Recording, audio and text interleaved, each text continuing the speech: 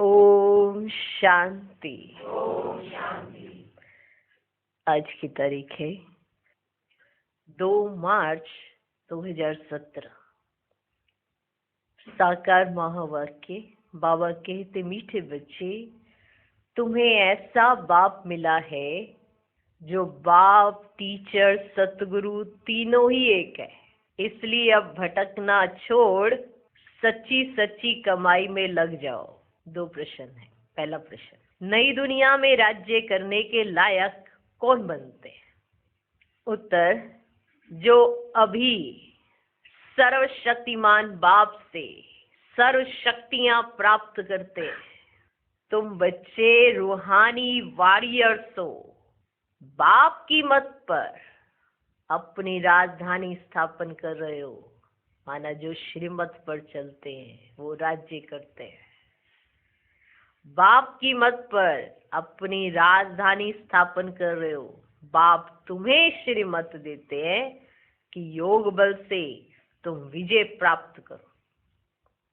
तो जो बाबा की श्रीमत पर चलते हैं, ऐसे बच्चे जो बाबा से सर्व शक्तियां लेते हैं, जो अपने आप को रूहानी वॉरियर समझते हैं, जो बाबा की मत पर अपनी राजधानी स्थापन करते हैं, जो श्रीमत का पालन करते हैं कि योग बल से विजय प्राप्त करनी है, ऐसे बच्चे क्या बनते हैं?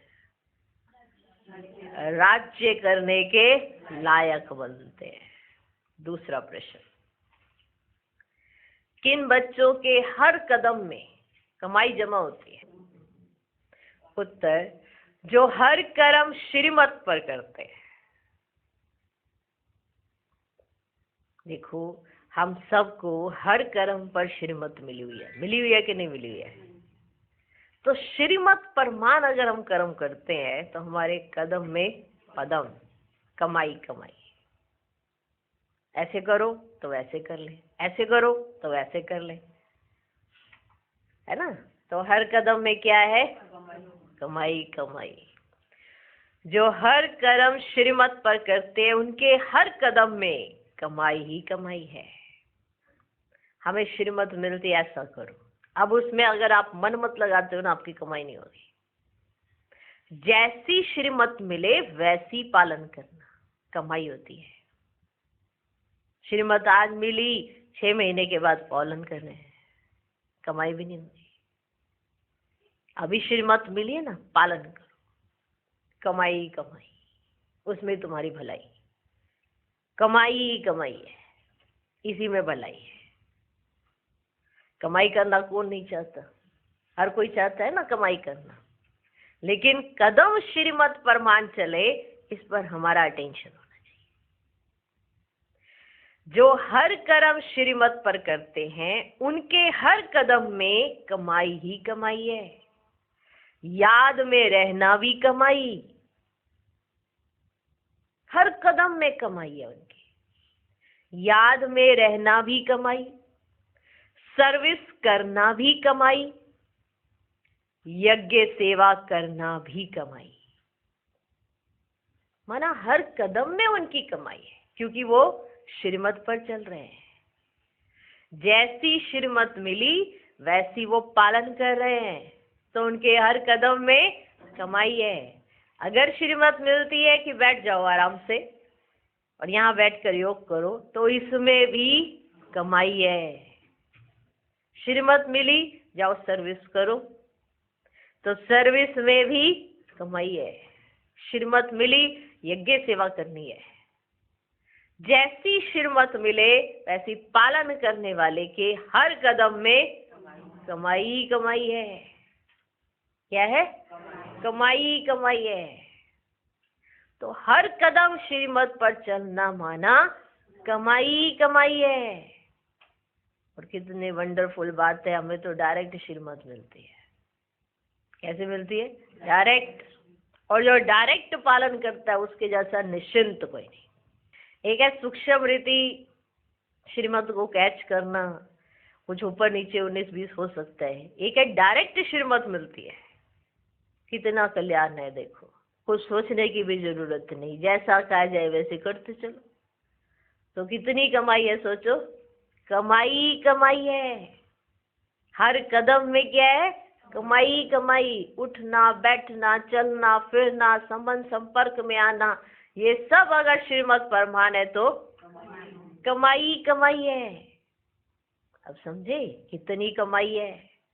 याद में रहना भी कमाई, सर्विस करना भी कमाई, यज्ञ सेवा करना भी कमाई। अब इतनी कमाई उसी की जो श्रीमत पर चले। ठीक। आज का गीत है ओम नमो शिवाय। ओम शांति। अभी तुम बच्चों को यह मालूम हुआ कि एक होता है लौकिक पाप, दूसरा होता है पारलौकिक पाप। मालूम हुआ ना? जब कोई भी दुख होता है तो पारलौकिक माता पिता को याद किया जाता है, कोई सिर्फ परमात्मा को याद करते हैं। कोई कहते हैं तो माता पिता हम बालक तेरे, चाहे कोई माता को याद करे या ना करे। लेकिन जब गॉड फादर कहते हैं तो माता जरूर है ही है। बच्चे माता बिगड़ तो पैदा भी नहीं हो सकते। तो पारलौकिक माता पिता है जिनको याद किया जाता है। जरूर वह कुछ सुख देकर गए। याद आता है भारत सुखधाम था, स्वर्ग था। लौकिक माँ बाप से दुख मिलता है तब तो पारलौकिक को याद किया जाता है, क्योंकि उनसे बहुत सुख मिलता है। अगर लौकिक से दुख मिलता है तभी तो पारलौकिक को याद किया जाता है। क्यों याद किया जाता है? बहुत सुख मिलता है। नरक में है तब याद करते हैं कि फिर से स्वर्ग में जाकर सुख घनेरे पावे। गुरु लोग तो कहते हैं जप तप भक्ति आदि करो। बाबा तो ऐसी मत नहीं देते।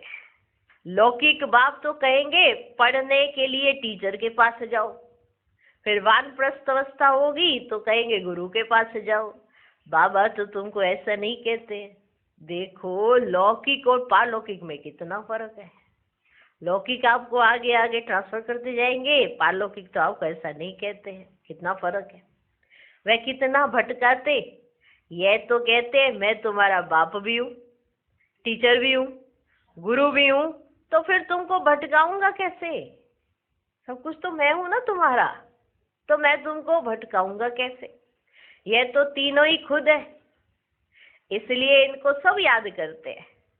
मनुष्य तो भक्ति मार्ग में बहुत धक्के खाते हैं।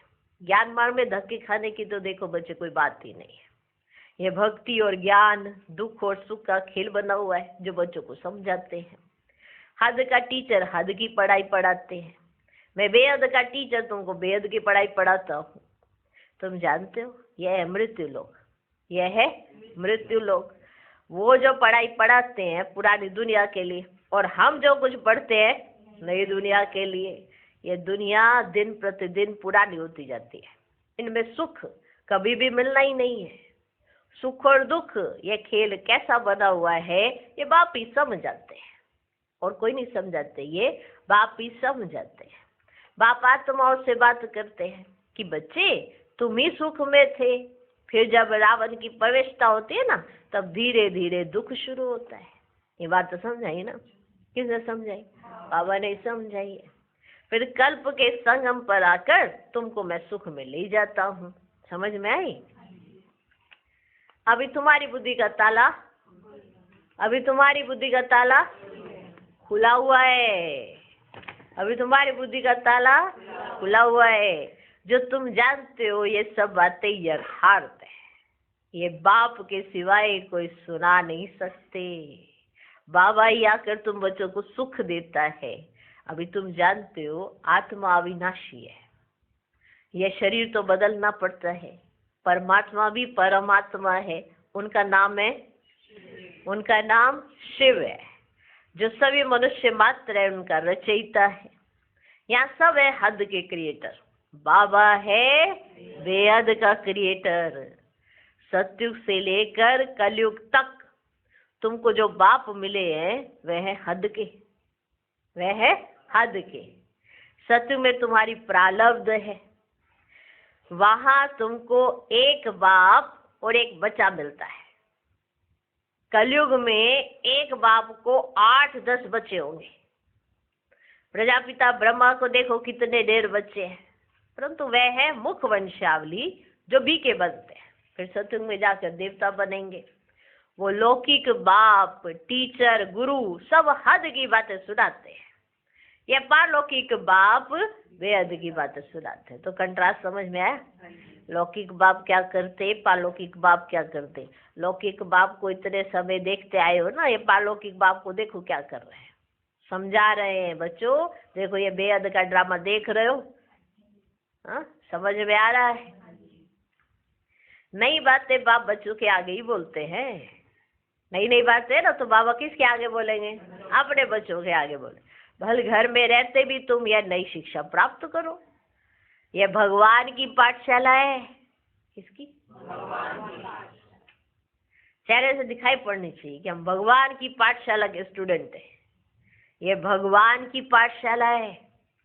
यह है श्रीमद् भगवत गीता पाठशाला अथवा ज्ञान के गीत जो तुम ही सुनते हो।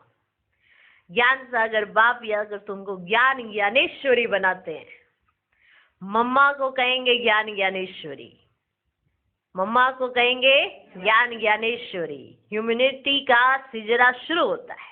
पहले है प्रजापिता ब्रह्मा, फिर है जगदम्बा। पहले पहले ब्राह्मण रचते हैं, फिर है देवता, क्षत्रिय, वैश्य, शूद्र। जगदम्बा का भी बड़ा मर्तबा है, परंतु उनको कोई जानते ही नहीं है। ढेरों के ढेर देवियों के चित्र बना दिए। वास्तव में 8-10 भुजा वाले कोई मनुष्य होते ही नहीं। विष्णु को 4 भुजा दिखाते हैं, परंतु 4 टांगे नहीं दिखाते। विष्णु को 4 भुजा जरूर दिखाते हैं, परंतु 4 टांगे नहीं दिखाते हैं। ये सब है गुड़ियों का खेल।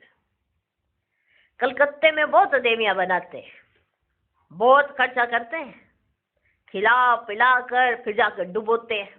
ये सब है भक्ति मार्ग। तुम जानते हो हम 100 देवी देवता थे, फिर असुर बने, फिर बाप आकर 100 देवी देवता बनाते हैं।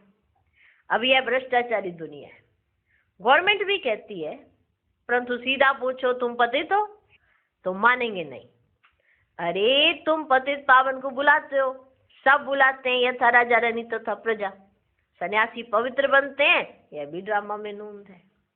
भारत जैसा पवित्र खंड कोई होता ही नहीं, इसलिए उनको कहा जाता है सचखंड। फिर वही झूठ खंड बनता है।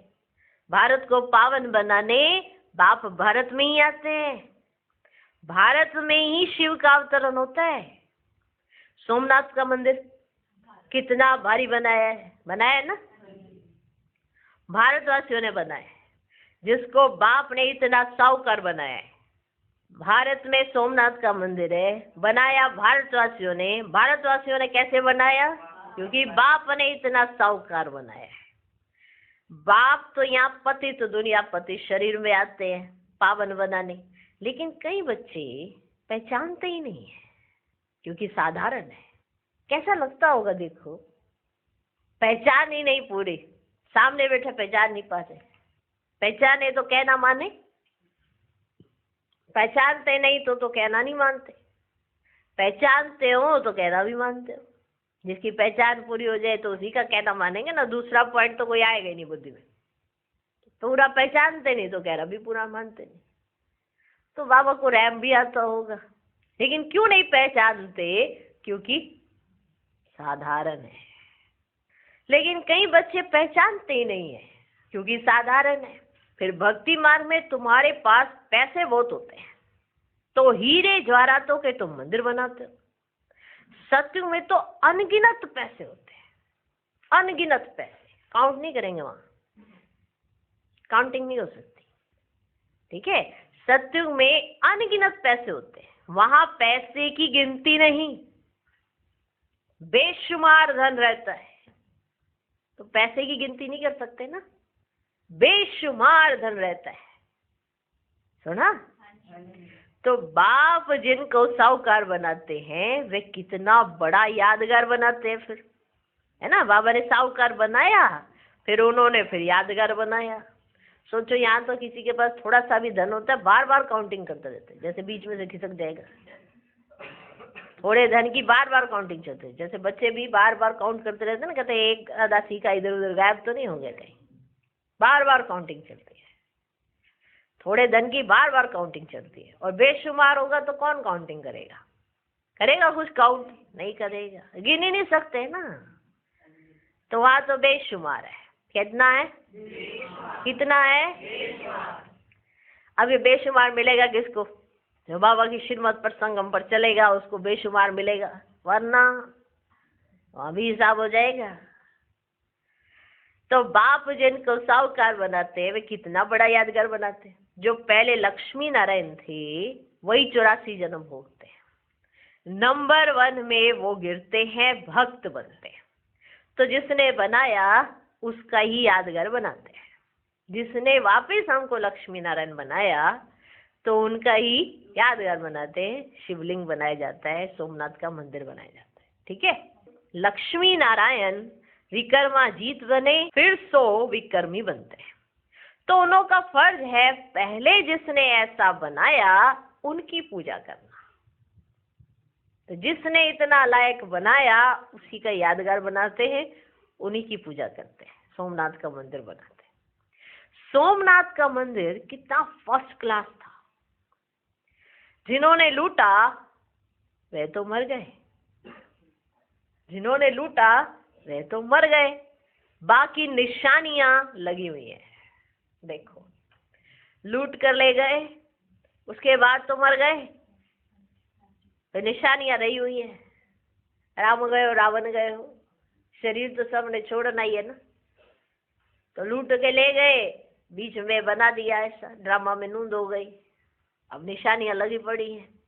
अब तुम जानते हो हम तो पूज्य बन रहे हैं। क्या बन रहे हैं? फिर पुजारी बनेंगे, फिर मंदिर बनाना शुरू करेंगे। अभी पूज्य बन रहे हैं तो मंदिर छूट गया, पूजा छूट गई। जब पूज्य बन रहे हैं तो मंदिर और पूजा दोनों छूट जाते हैं, और जब पुजारी बन जाते हैं तो मंदिर और पूजा दोनों शुरू हो जाती है। समझ गए? अभी हम पढ़ाई कर रहे हैं किस लिए? पूज्य बनने के लिए। तो पुजारी पना छूट जाता है, तो जब पुजारी पना शुरू होता है तो पूज्य पना छूटने शुरू हो जाता है, फिर मंदिर बनाना शुरू हो जाते हैं। कितनी वंडरफुल बातें हैं। देखो, कौन समझाते? बाबा। कौन समझाते? बाबा। अब तुम जानते हो हम सो पूज्य बन रहे हैं, फिर पुजारी बनेंगे, फिर मंदिर बनाना शुरू करेंगे। सिर्फ एक मंदिर तो नहीं होगा, सोचो, सिर्फ एक मंदिर तो नहीं होगा। राजाएं अपने घर में भी मंदिर बनाते हैं, जैसे घर में गुरुद्वारा बनाते हैं, है ना। राजाएं अपने घर में मंदिर बनाएंगे जैसे घर में गुरुद्वारा बनाते हैं। पहला नंबर किसने गुरुद्वारा बनाया होगा? फिर भक्ति मार्ग शुरू हो जाता है। माना जैसे घर में राजाएं मंदिर बनाते होंगे, इसलिए फिर बाद में अभी देखो गुरुद्वारे बनाने लगे, घर के अंदर ही पूरा रखते हैं, है ना। ग्रंथ साहिब रख लेते हैं, पूरा स्वरूप बनाते हैं, गुरुद्वारा बनाते हैं एक तरह से। पहला नंबर किसने गुरुद्वारा बनाया होगा? फिर भक्ति मार्ग शुरू हो जाता है। पहले अव्यभिचारी भक्ति होती है, फिर व्यभिचारी। आजकल तो मनुष्य अपनी भी पूजा करते हैं, उनको कहा जाता है भूत पूजा। जो अपनी पूजा कराए उसे कौन सी पूजा कहते हैं? भूत पूजा। भूत पूजा भी दुनिया में अथाह है। जो आया सो चित्र बनाते जाते हैं। भक्ति मार्ग है ना, अभी तुम्हारी बुद्धि में सारा ज्ञान है। बाप संगम पर एक ही बार आकर नॉलेज देते हैं। शास्त्रों में तो अनेक अवतार दिखा दिए ना, अवतार कई लिखे है ना। अवतार एक होता है, अवतरित तो आत्मा भी होती है। अवतार एक होता है, अवतरित आत्मा होती है। समझे? कंट्रास्ट समझ में आया? अवतार एक होता है, अवतरित तो आत्मा भी होती है, परंतु अवतार मनुष्य को नहीं कहा जाता है।